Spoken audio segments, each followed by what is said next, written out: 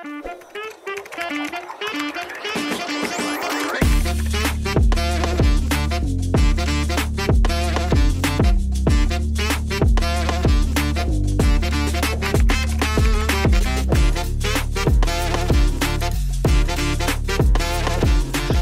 back to Sportcast. Teman-teman Sportcast, perkenalkan saya Oriza dan hari ini kita kedatangan tamu yang spesial banget. Karena apa? Karena kita sudah kedatangan Pak Yondang Tubangkit selaku General Manager dari DBL Indonesia. Apa kabar Pak Yondang? Baik. Terima kasih sudah diundang sini. Sama-sama Bapak. Gimana Pak? Kemarin kita habis acara final DBL Jakarta ya Pak ya? Iya. Seru banget. Seru dan saya baru bangun tidur. Baru bisa tidur karena euforianya belum selesai ya Pak. Iya. Bersyukur karena semua berjalan dengan baik dan bisa bersenang-senang bersama. Betul banget.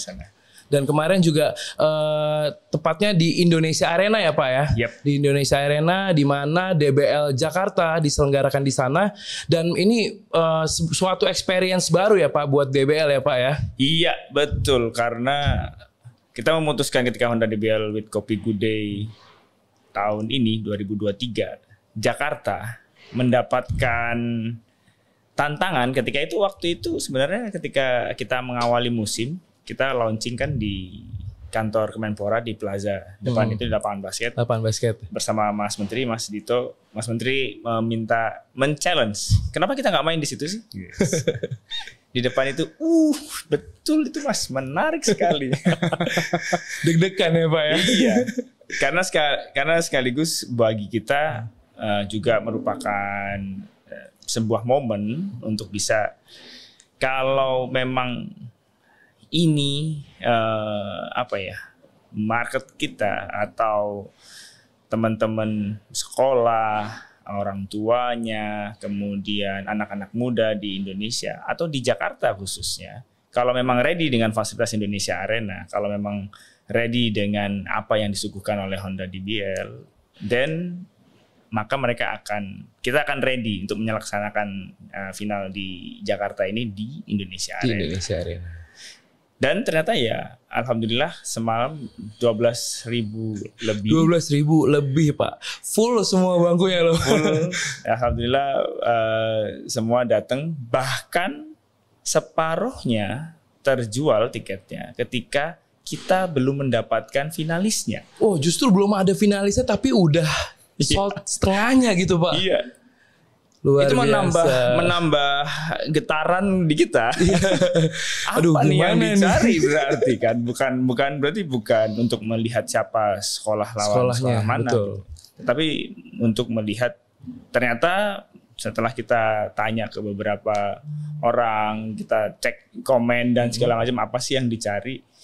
Ternyata penasaran aja kalau di BL di Indonesia Arena mau dibikin kayak gimana ambience-nya gitu ya. Penasaran. Saya juga penasaran makanya kemarin saya sempetin datang ke sana tuh Pak. Waduh, buat ngelihat acaranya banget dan emang bener-bener seru banget Pak. Saya lihat juga ya, anak-anaknya yang ikut lomba di sana itu bener-bener serius banget mainnya dan emang supporternya juga nggak kalah seru Pak dari DBL sebelumnya Pak. Ya itu karena memang partai final ya. Partai jadi final benar. SMA yang cewek, selamat buat SMA Negeri 70. SMA 70. 3 kali beruntun juara. Berhasil mempertahankan ya Pak ya. Protect the legacy. Protect the legacy. Meskipun SMA 70 bukan kehilangan. Ada salah satu pemainnya Maxine yang berangkat ke Amerika untuk melanjutkan sekolah. Tetapi mereka tidak kehilangan magisnya. Ada di situ ada Keira yang menjadi Keira super sih Pak. Yang menjadi kapten timnya. Kapten tim. Dia juara 3 kali ikut DBL, 3 kali juara. 3 kali di juara. Jakarta. Jadi itu sebuah memorable moment buat dia sendiri juga. Jadi itu bagus banget. Jubile cewek bekerja sangat keras. Bener. Tight hingga hampir akhir dan tapi akhirnya SMA 70 yang juara di cewek. Betul Pak. Dan emang dia si Jubile ini di awal pertandingan dia memimpin cukup jauh Pak ya poinnya. Nah itu ada momen yang cukup lucu. Jadi ketika tip off sampai dengan setengah kuartal pertama deh. tertinggal sampai 9-0 tuh si SMA 70. SMA 70. Kita bingung kenapa sampai begini ya. Ini ada apa? Mungkin kedinginan kali ya lapangannya. Bisa jadi, Pak. Grogi kali ya atau apa gitu. Kita tengok di tribun, belum pada datang nih supporter SMA 70. Mereka datangnya telat ke Indonesia di tengah-tengah datangnya. Betul. Dia baru. Ketika dia nyampe supporternya, jos, dia mimpin 14-13. Langsung nyusul. Quarter 1 selesai begitu. Ini rupanya powernya belum datang. Dan tiap time out juga saya lihat, Pak, emang bener-bener apa ya, selalu ada gebrakan-gebrakan baru. Abis coachnya briefing, dia masuk lagi, dia ciptain poin lagi tuh. Luar biasa banget. SMA 70 luar biasa. SMA Jubilee juga kerja keras. Karena yang di cowok juga begitu. Finalisnya kan Jubilee lawan Bukit Sion. Dan kita lihat semalam juga 1 poin saja kalahnya, 53-52, bener-bener. Jubilee mempertahankan juaranya. Menjadi ini pelipur lara ya kalau pelipur lara buat tim ceweknya. Jadi nangisnya nggak kepanjangan gitu. Jadi menangisnya ganti nangis yang senang gitu kan untuk Jubilee. Jadi ya selamat buat SMA Jubilee dan SMA 70 Jakarta. Oke, baik teman Sportcast, sebelum kita ngobrolin DBL lebih jauh lagi, mungkin kita boleh ya Pak, kita cerita-cerita sedikit terkait kesibukan dan kegiatan-kegiatannya Pak Yondang nih. Selaku General Manager dari DBL Indonesia, itu kira-kira awal mulanya seperti apa sih, Pak? Ya saya dan ada beberapa teman-teman yang mengawali DBL. Saya sih bukan benar-benar dari awal ya. Kalau saya ikut Mas Azrul, karena kan DBL ini dilahirkan oleh Mas Azrul Ananda. Saya ikut Mas Azrul dari tahun 2005. Oh, 2005 ya, Pak? DBL itu lahir di 2004. Oh. Saya masuk di 2005. 2004 saya terlibat di DBL, tapi sebagai salah satu official dari salah satu sekolah. Oh, coach ya berarti ya? Saya coach di salah satu sekolah di Surabaya. Kemudian 2005 baru masuk. Karena waktu itu memang ya ada salah satu alasannya adalah ketertarikan tentang bagaimana apakah ini menjadi embrio baru untuk basket Indonesia. Karena menjalani basket. Ya setelah itu semua berjalan hingga sekarang 18 tahun kemudian saya masih di DBL bersama teman-teman yang juga mengawali DBL dan bersama Mas Azrul terus belajar dan terus mengembangkan apapun kegiatan yang bisa memberikan mewujudkan impian anak muda Indonesia. Betul Pak. Dan emang terbukti ya dari kompetisi DBL ini banyak banget talent-talent muda berbakat yang lahir dari DBL ini. Ya, karena memang prinsip dari Mas Azrul yang diberikan kepada kita, karena sebenarnya kalau di DBL ya dalam hal basket hanya 1% saja mungkin kurang yang peserta DBL yang menjadi atlet profesional. Oke. Mungkin. Sedangkan 99% akan menjadi profesional di bidang apapun. Oke. So, kita ingin 100% anak muda yang terlibat di DBL akan menjadi profesional di bidang apapun ya. Karena kalau kita lihat 1%-nya itu kan sedikit. Betul. Tetapi 1% itu juga punya impian. Betul. Yang 99% lainnya juga mungkin impiannya juga jauh lebih besar. Jadi selama impian itu ada, kita bisa mengantarkan mereka ke impiannya dan kita lakukan. Oke. Jadi memang DBL sebagai sarana pembentukan mental secara nggak langsung ya Pak ya. Jadi mereka dibentuk di situ dan nantinya goalsnya menjadi apa itu balik lagi ke pribadi masing-masing. Ya kita memang visinya dari DBL Indonesia itu kita developing future leader. Developing future leader. Kita developing future leader through sports and entertainment. Jadi bagaimana mereka belajar, bagaimana mereka mempersiapkan diri melalui apa yang kita lakukan ini adalah lewat olahraga dan entertainment yang di sekelilingnya. Oke, cukup menarik ya Pak Yondang. Oh ya Pak, kalau boleh tahu Pak, selain basketball Pak, Ya. apa ada yang maksudnya itu kayak selain basketball, apakah ada bidang lain yang mungkin diselenggarakan oleh DBL gitu Pak? Ya, DBL Indonesia itu ya ini kembali karena memang yang kita diajarkan oleh Mas Azrul, kita megang prinsipnya kalau kita melakukan sesuatu kita harus total. Betul. Tetapi kita harus paham sekali dengan apa yang kita lakukan. Nah, yang besar tentu basket DBL. Dan DBL sekarang sudah berjalan hampir musim depan adalah musim ke-20. Jadi Musim sudah hampir 20 ya? musim Iya, 20 kita musim. jalan. Kemudian kita juga DBL Indonesia juga memiliki 70% sahamnya Persebaya. Oh. Jadi salah satu tim sepak bola Tim sepak besar bola di besar. Indonesia, Persebaya, itu dikelola oleh DBL Indonesia. Oke. Kemudian kita juga mulai tahun lalu menyelenggarakan atletik, Student Athletics Championship. Oke. Jadi itu juga karena arahan dari Ketua Umum PASI yang menjadi induk atletik untuk kita bisa menjadikan yang penting ini bikin atletik itu di DBL kan gitu. Jadi supaya atletik bisa kayak DBL itu gimana gitu. Bisa famous kayak DBL gitu maksudnya ya Pak ya. Begitu keinginannya beliau, kemudian kita ditantang juga ya sama kayak Mas Menteri yang suka memberikan tantangan. Terus kemudian kita juga penyelenggara dari mungkin sekarang ada lebih dari 5 event sepeda besar Oh, di sepeda Indonesia. ya, Pak? Ya, sepeda.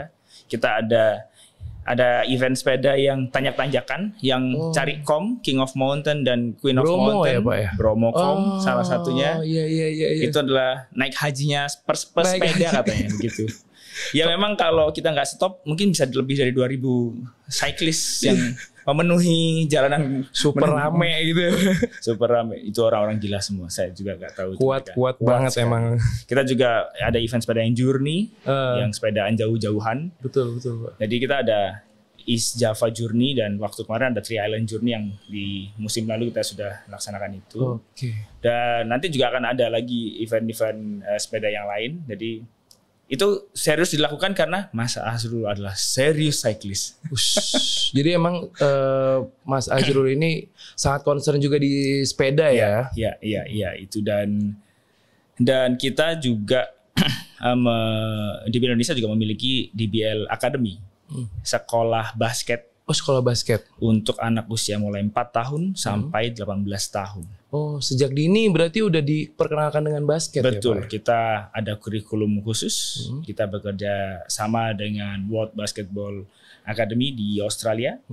Itu untuk menyusun kurikulumnya dan kemudian kita berikan berdasarkan long term athlete development. Oh, Jadi kita mulai train to fun, train to learn, train to compete sampai dia train to be champion karena memang prinsipnya adalah semua bisa menjadi champion di berbagai bidang. Karena itu prinsipnya adalah fundamental basket, kemudian character development dan nutrition learning from scratch. Jadi untuk anak dan untuk orang tua juga supaya bisa tahu nih anak harus diapakan supaya tercapai tujuannya. oke. Jadi memang benar-benar akademinya itu dibentuk sejak dini sampai dia dikasih tahu semua-muanya ya, mulai dari teknik, terus habis itu persiapan yang ngapain aja sampai dia ini juga punya mental sebagai juara gitu ya Pak Yondang. Tidak harus menjadi pemain basket karena dari DBL Academy itu mungkin hanya sangat sedikit yang menjadi pemain basket beneran gitu. Tapi yang lain adalah mereka bisa siap menghadapi apa yang ada di depannya dan apa yang menjadi impiannya nanti. Wah, super sekali. Oke, Pak Yondang, mungkin boleh kasih pendapat nggak Pak terkait kan DBL saat ini nih udah dimulai ya yang di Jakarta ini di Indonesia Arena. Nah, kira-kira menurut Pak Yondang kalau misalnya dapat kesempatan lagi untuk menyelenggarakan DBL di Indonesia Arena, kira-kira gimana pendapatnya nih Pak Yondang? Pendapatnya pasti akan lebih rumit. Jadi memang bisa menyelenggarakan di Indonesia Arena itu sebuah lompatan yang besar buat kami di DBL Indonesia. Keputusan itu juga kita ambil tidak bisa dalam waktu bukan dalam waktu sempit. Jadi kita memikirkan dari sejak musim ini berlangsung, kemudian kita melihat bahwa Indonesia Arena Ready to go, kemudian kita juga hadir nonton, juga terlibat di FIBA World Cup. FIBA World Cup yang saat itu diselenggarakan, menjadi tujuan dibangunnya Indonesia Arena kan awalnya untuk menjadi tempat penyelenggaraan FIBA World Cup, yang istimewa sekali pelaksanaannya, berhasil dengan baik.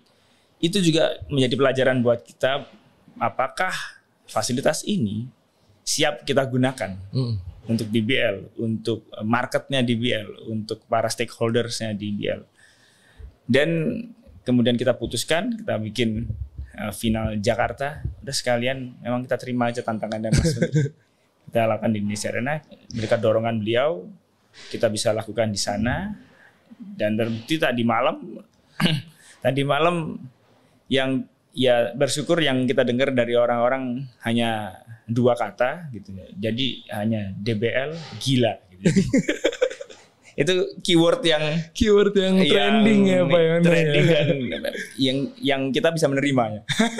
Karena memang itu keputusan yang cukup gila, lompatan yang luar biasa dari kita di DBL Indonesia, dan itu berhasil dengan baik diterima, dan banyak momen-momen spesial yang mungkin nanti bisa dilihat di Instagram account-nya DBL Indonesia, bisa dilihat di YouTube channelnya yang menyiarkan tadi malam, di YouTube-nya Good Day, YouTube-nya DBL Play, macam-macam, banyak momen juga tayang. Ya, jadi momen-momennya macam-macam banyak yang bisa yang akhirnya membuat bahwa kita merasa bahwa this is the first final basketball game in Indonesia Arena. Karena World Cup nggak ada final game. Nggak ada. Jadi this is those two teams, SMA 70 cewek dan SMA Jubilee cowok, itu menjadi 2 tim pertama yang mengangkat piala di atas lapangan basket di Indonesia Arena. Betul. It's a moment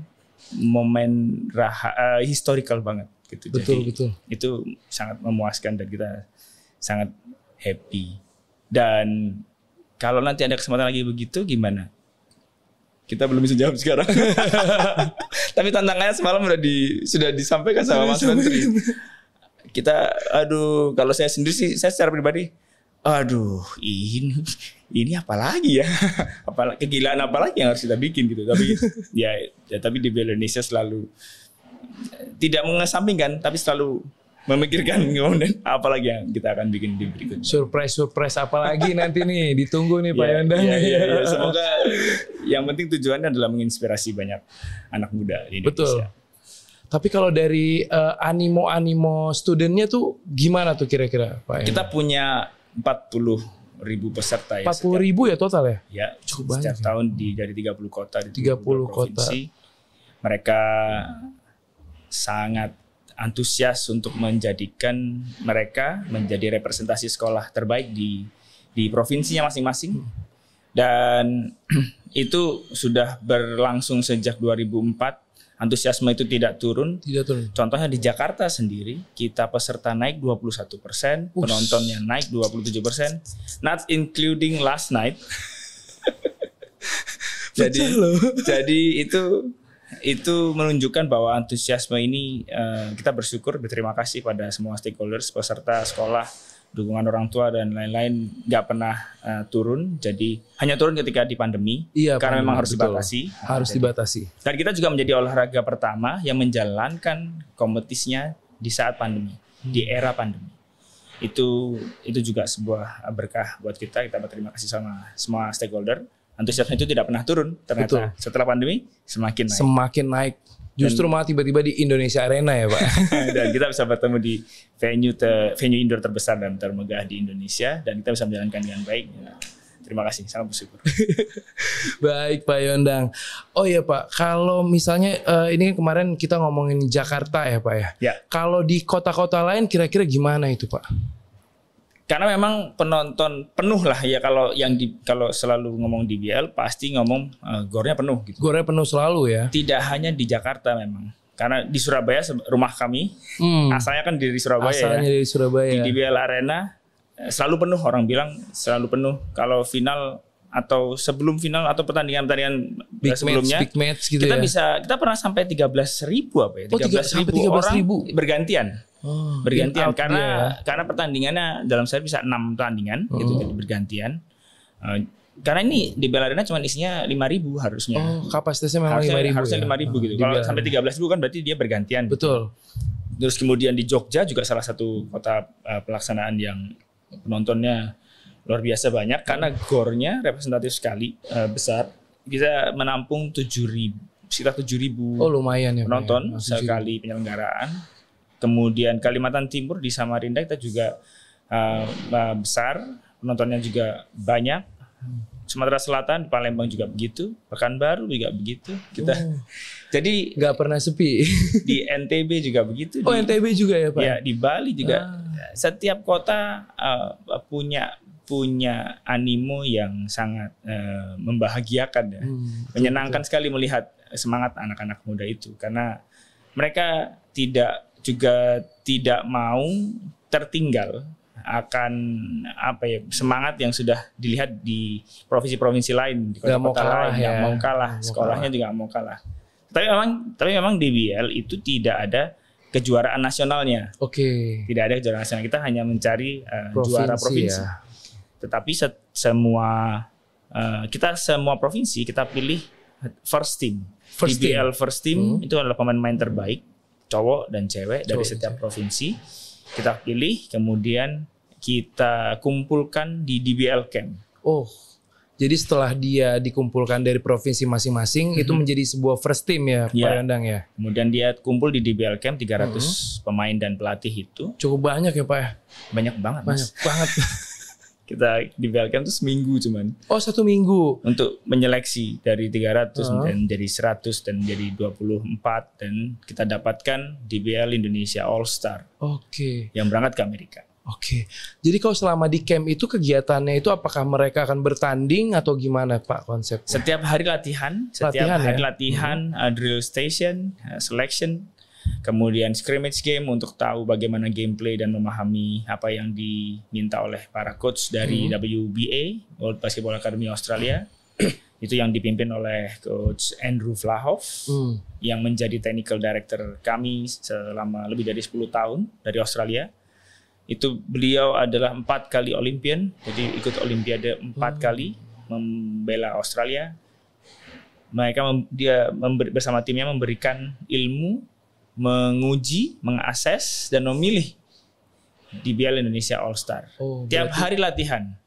Jadi sangat dibutuhkan kesiapan fisik dan mental selama seminggu untuk bisa mencapai tujuan mereka, yaitu menjadi All Star. Jadi itu mungkin kan itu menjadi banyak dari mereka adalah itu kesempatan once in a lifetime berangkat ke luar negeri, ke Amerika, bahkan mostly banyak yang baru pertama kali naik pesawat dan segala macam. Itu sebuah momen historical buat mereka. Bener. Jadi itu langsung dipilih langsung sama coach yang dari Australia tadi ya, Pak Yandang ya. Jadi mereka latihan, mereka di sana mulai dari persiapan fisik, mentalnya juga, dan nanti yang memilih itu langsung dari orang Australinya, lalu dibawa ke Amerika gitu ya. Di Amerika kita jadi All Star ya. Para di Indonesia All Star ini ikut turnamen, kemudian belajar visit ke universities, belajar juga di sana. Banyak hal yang menjadi experience mereka. Cukup menarik ya. Mungkin ini menjadikan minat dari pelajar-pelajar untuk latihan keras ya Pak ya. Untuk mendapatkan sebuah experience menjadi DBL All Star. Kadang sampai kan kita memang ada ya di DBL masing-masing kota itu kan ada hadiahnya gitu ya. Kadang kita sendiri ataupun peserta ya nggak sadar kalau itu ada hadiahnya. Kita sampai lupa, ada hadiah. Ketika kita berikan piala gitu ke sekolah yang jadi juara gitu. Kemudian ketika selesai kan kita proses untuk hadiahnya.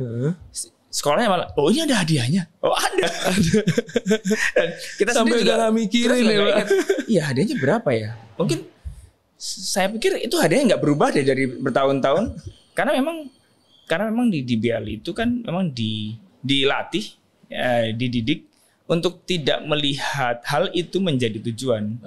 Tapi tujuannya adalah mereka punya impian, mereka berlatih berkoordinasi, mereka berlatih disiplin, mereka berlatih mengikuti arahan, mereka berlatih sosialisasi dan harus kompak dengan satu tim karena tim basket harus didampingi oleh tim dance. Jadi mereka tidak hanya sebagai tim basket sekolah, tapi mereka adalah representasi sekolah yang terdiri dari tim basket, tim dance, guru-guru sebagai pendampingnya, kemudian supporter yang sebagai penyemangat mereka. Ya, mereka tidak hanya menjadi tim basket saja, tapi mereka menjadi representasi sekolah. Itu kenapa para kepala sekolah sangat mendukung mereka kalau tampil di DBL. Karena salah satu ajang yang bergengsi, apalagi DBL kan merupakan kompetisi siswa terbesar di Indonesia, Pak. Iya. ya, terima kasih bahwa ya sekarang Honda DBL sudah menjadi Honda DBL with Kopi Good Day, itu menjadi ajang yang ditunggu-tunggu. Betul. Dan beberapa sekolah-sekolah baru terutama sangat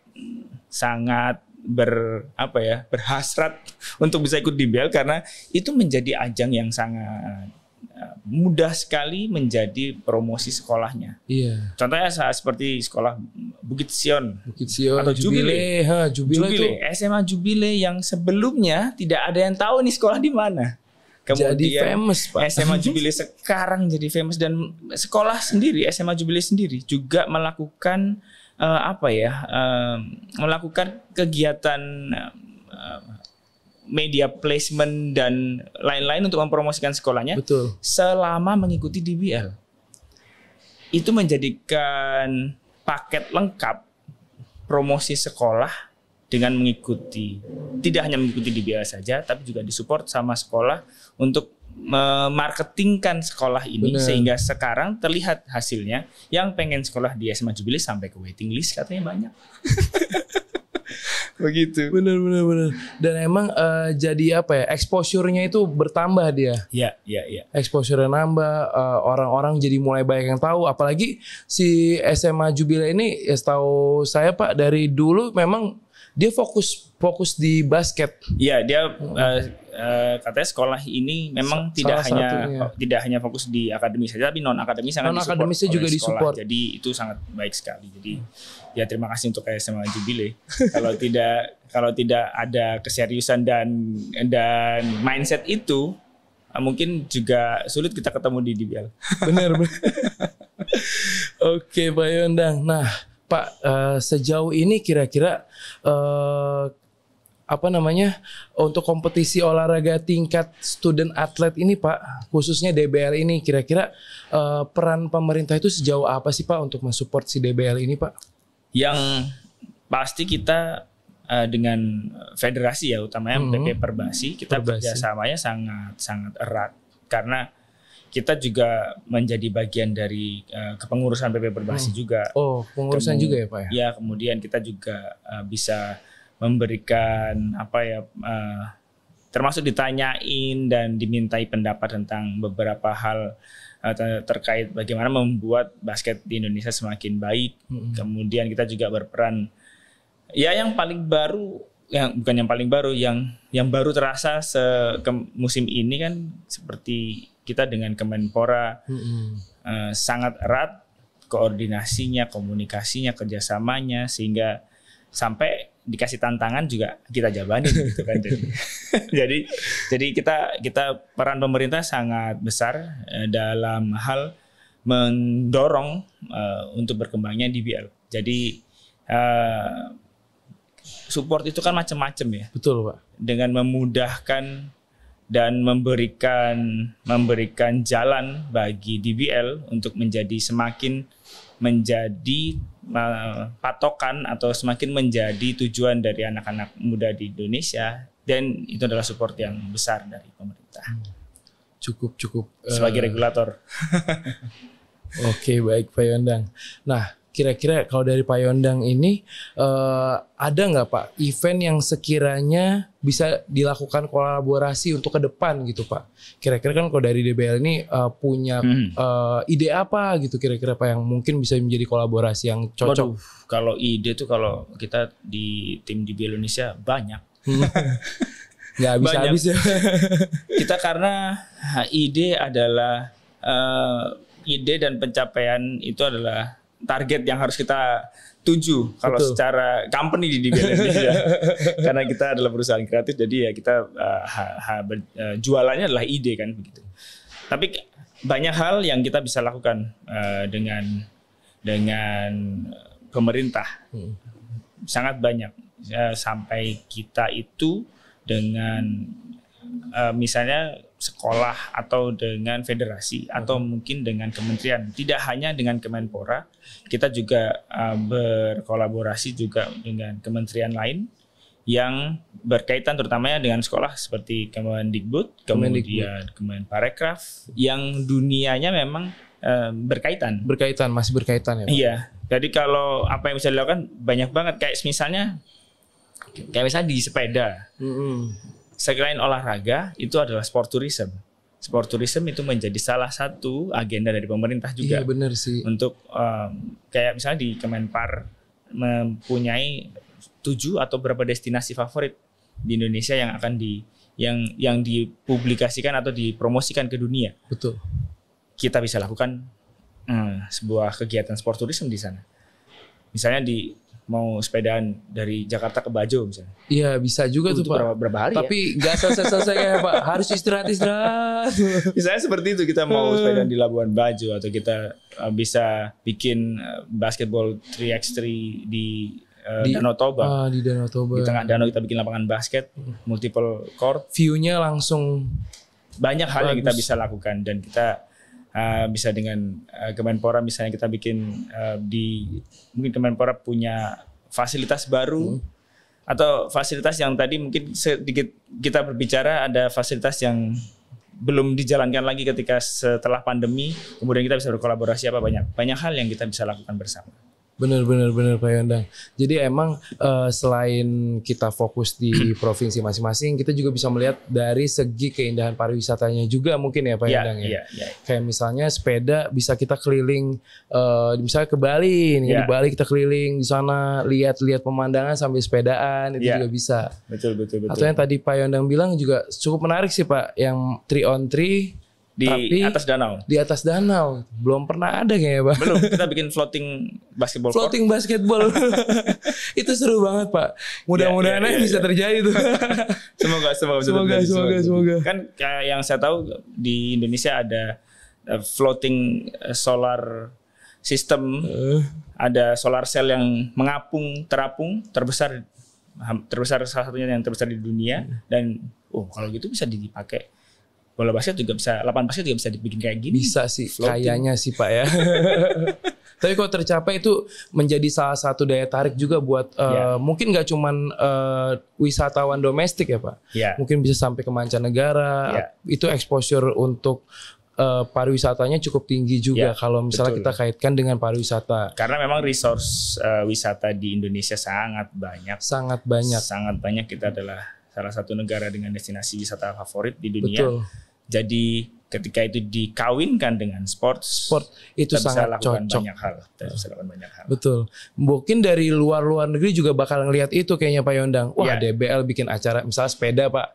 Sepeda kita keliling destinasi wisata yang memang view-nya bagus-bagus gitu.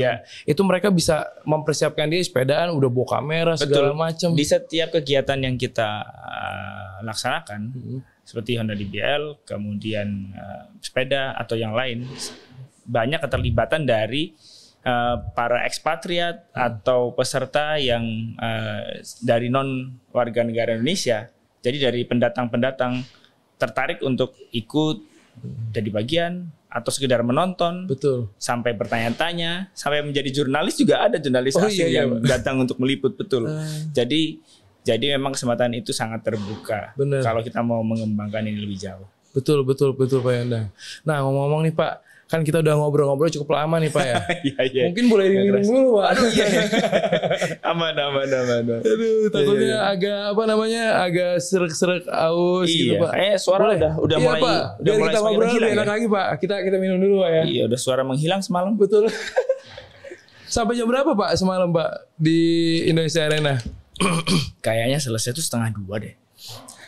Saya juga nggak sadar balik dari lapangan itu jam berapa. 1:30 ya Pak? Iya, jam 1 atau 1:30 malam itu. kita baru selesai. Kemarin saya sih sampai Bukan pertandingannya, tapi kita sampai beres-beres dan segala macam. Iya. Dan emang kemarin saya pas mau pulang tuh 12:30 tuh masih rame banget sih Pak. Masih rame, masih ada anak-anak sekolahnya, dia pada ngobrol-ngobrol, foto-foto dulu. Betul. Kayak memang begitulah euforia setelah selesai pertandingan selalu menyenangkan begitu. Iya, alhamdulillah sih emang kita kemarin sempat wawancara juga sama teman-teman dari LPDUK. Kita wawancarain si pemenang-pemenang kemarin gimana? Gimana tanggapannya nih? Gini, wah seneng banget. Mudah-mudahan kita bisa ngerasain di tahun-tahun depannya katanya gitu Pak. Mungkin bisa jadi insight juga buat Pak Yondan dan DBL ya Pak ya. Semoga kita kembali ke sana. Oke Pak. Pak apa namanya? Untuk DBL ini kan selain basketball kita juga ada atletik dan juga cycling dan lain sebagainya. Nah kira-kira untuk bidang-bidang lain ini apakah akan seperti DBL basket Pak? Kira-kira concernnya apakah mulai coba dinaikkan ke situ atau? Ya setiap kegiatan kita, setiap cabur lah kalau kita bilang. Cabur olahraganya itu ya, punya marketnya masing-masing. DBL kan basket, DBL itu sudah sangat panjang, hampir 20 musim, hampir 20 tahun. Jadi untuk menuju sampai titik ini juga perjalanannya panjang. Panjang ya Pak. Yang dilakukan banyak, jadi tidak dalam waktu singkat. Yang lain apakah bisa seperti itu? Akan bisa jika kita memang serius dan fokus mengerjakannya, kemudian fokus mengembangkannya. Setiap kegiatan yang kita lakukan pasti mungkin semungkinan besar akan bisa menuju ke tujuan itu. Termasuk ya kayak di Student Athletics Championship di SAC. Atletik ini pesertanya meningkat dari musim lalu. Ini baru tahun kedua kita. Tahun kedua ya Pak ya. Kayak misalnya di Jakarta kemarin kita selesai SAC di Rawamangun di qualifier Jakarta. Tahun lalu pesertanya 2000 something. Sekarang 4.500 musim ini. Dari situ saja terlihat bahwa animonya semakin meningkat dan kepercayaan terhadap kami yang menyelenggarakan itu juga semakin besar dari sekolah-sekolah. Jadi seperti itu misalnya kemudian sepeda, Bromocom tahu sendiri. Iya, Bromocom. 2000 naik hajinya sepeda. Naik hajinya sepeda bagi yang senang sepeda itu tempat berkumpulnya tidak hanya warga negara Indonesia tapi para cyclist asing juga datang ke sini. Foreign cyclistnya banyak sekali dan bersenang-senang bersama di sana. Susah tapi senang. Ya itulah kalau orang-orang cyclist begitulah. Berat kan sebenarnya. Berat Pak. Tapi berat. Senang. Ya masuknya ke road race juga ya sepedanya. Ya itu road bike ya. Pakai road bike dan itu juga sesuatu yang buat kita selama kita fokus mengerjakannya ya akan berkembang. Betul. Akan berkembang semuanya dengan sendirinya karena kita meletakkan hati dan pikiran kita di situ gitu. betul Pak. Kalau misalnya kan DBL ini udah cukup lama ya Pak, terutama di bidang basketball ini Pak. Ya. Kira-kira kendala terbesarnya apa sih Pak selama membangun dari awal sampai sekarang tuh Pak? Waduh, banyak. Dulu DBL itu kalau Mas Hasrul juga suka bercerita di beberapa media. Dulu DBL waktu pertama kali dilaksanakan itu sempat diremehkan gitu. Jadi diremehkan juga ya Pak? Kayak waktu itu malam menjelang final DBL pertama 2004. Mas Hasrul ikut memasang spanduk. Waktu itu saya masih menjadi peserta yang tidak lolos ke final. Jadi saya final itu hanya menonton. Mas Hasrul ceritanya ikutan masang spanduk nih di meja wasit gitu. Di meja wasit. Kita masang sendiri dulu, kerjain sendiri semua. Belum banyak waktu itu mungkin ya Pak ya. Beliau cerita kalau saat itu ada senior gitu yang nanyain, seorang senior yang nanyain ini apa, acara apa, basket Pak, SMA, DBL, besok final gitu. Oh ya nonton boleh Pak, bisa Pak. Ada tiketnya? Iya ada, berbayar Rp5.000 kalau nggak salah dulu tiketnya. Rp5.000 gitu. Duh, SMA nonton bayar, emang ada yang nonton gitu. Gitu dilain dan besoknya kita memecahkan rekor penonton di pertandingan basket di Jawa Timur. Jadi, langsung dibalas. Iya, dan salah satu pintu gor itu jebol. Jadi waduh. Karena Sampai ada sudah tidak jebolan menampung. gitu malah Pak. Bukan jebolan, tapi tidak bisa menampung yang di dalam. Oh, saking ramenya mungkin Pak Iya. Yondang. Jadi itu memorable moment buat kami gitu. Jadi selanjutnya ya semua seperti yang kita tahu bergulung terus menjadi semakin besar, dan kendala yang kita alami ya mungkin mirip dengan kendala di hampir semua cabur di Indonesia, bahwa pembinaan yang memang seharusnya memang dilakukan oleh masing-masing federasi itu tidak sama mindset dan porsinya di setiap cabur. Jadi mungkin itu yang perlu kita semakin banyak duduk bersama, berkoordinasi dan berdiskusi untuk membuat sebuah kayak yang sudah diluncurkan oleh Kemenpora, desain besar olahraga nasional, yang mungkin kami juga perlu diedukasi lebih dalam apa yang menjadi impian dan tujuan dari program ini ke depan, itu untuk bisa men-streamline, menyelaraskan sistem di olahraga di Indonesia. Jadi kendalanya mungkin ya terkait itu sih. Ya lebih ke arah sana ya Pak. Ya, karena mindsetnya akan berbeda antara kami yang di swasta sebagai penyelenggara dengan federasi atau pemerintah yang menaungi sebagai yang menjadi regulator dan menjadi tempat kita bernaung seharusnya begitu. Oke Pak Yondang. Nah mungkin ini menjadi apa ya? Menjadi segmen diskusi terakhir kita nih Pak Yondang nih. Siap. Kira-kira dari DBL Pak, dukungan apa aja nih Pak yang diharapkan dari LPDUK atau pemerintah Pak untuk mensupport planning ke depannya dari DBL sendiri itu Pak? Mungkin kalau kita melihat apa yang dibutuhkan supportnya banyak, tapi kan kita nggak banyak minta sukanya. Kita tidak diajari untuk banyak minta. Kita diajarkan untuk banyak memperlihatkan segala hal yang mungkin untuk didapatkan dukungan. Misalnya seperti dengan Kemenpora kemarin ketika Mas Menteri melihat bahwa bagaimana kalau kita dukung untuk bisa main di Indonesia Arena. Oh iya bisa.